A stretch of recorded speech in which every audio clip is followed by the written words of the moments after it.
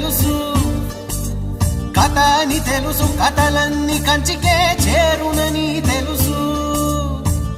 తెలుసు తెర తొలుగుతుందని, తెలుసు తెల్లారుతుందని, తెలుసు ఈ కట్టె పుట్టుకుమంటదని, తెలుసు ఈ మట్టి మట్టిలో కలిసిపోతదని.